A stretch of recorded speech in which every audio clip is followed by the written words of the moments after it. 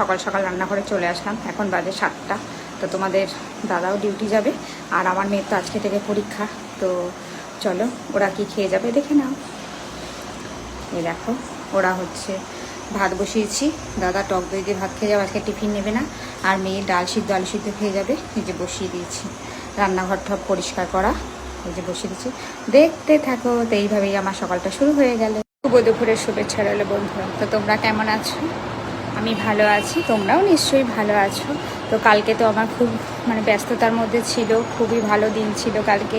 তো তোমরা আমার মেয়ের পোস্টে বা ভিডিও করেছি সেইগুলোতে যে এত ভালোবাসা দিয়েছে, এত আশীর্বাদ, তার জন্য আমি তোমাদের কাছে অনেক অনেক তোমাদেরকে অনেক অনেক ধন্যবাদ জানাতে চাই। তো এইভাবেই পাশে থেকো, আমিও পাশে থাকবো অবশ্যই। আমার মেয়েকে যে তোমরা আশীর্বাদ করেছো দুহাত ধরে, এটাই আমার কাছে অনেক বড় পাওনা, জানো তো।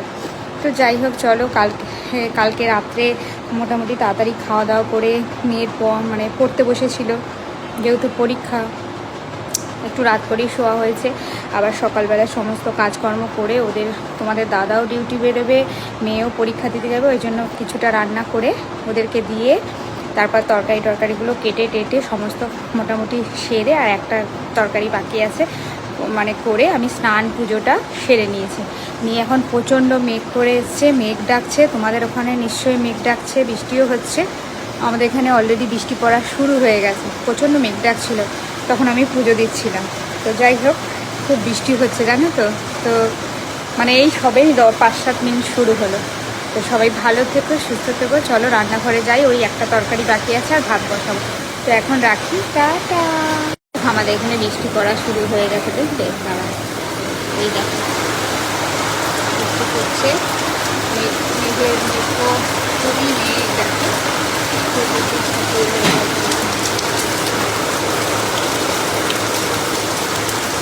এই বৃষ্টি যদি আবার হঠাৎ থেমে যায় না, সে এমনি গরম করবে, বিচ্ছিরি গন্ধ বেরোচ্ছে।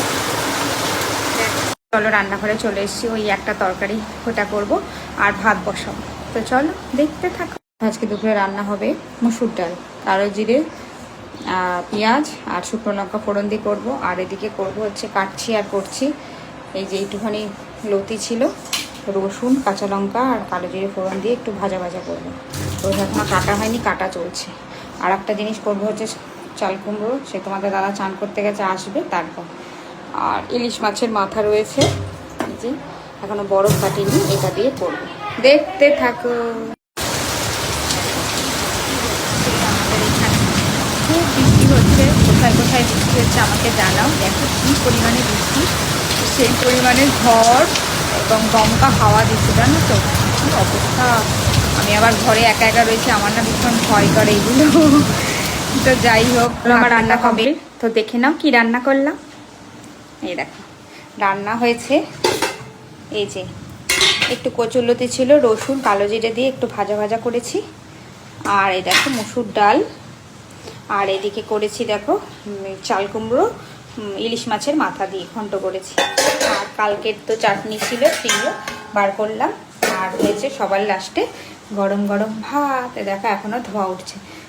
আর এই ডালের সাথে কিছু আপাতত ভাজিনি, কেন কি দাদা বললো আমি দুপুরবেলা আসবো, ডিমের অমলেট দিয়ে খাবো। তো আজকে আমার এই সিম্পল রান্না কেমন হয়েছে অবশ্যই জানিও। আর ভালো থেকো সবাই।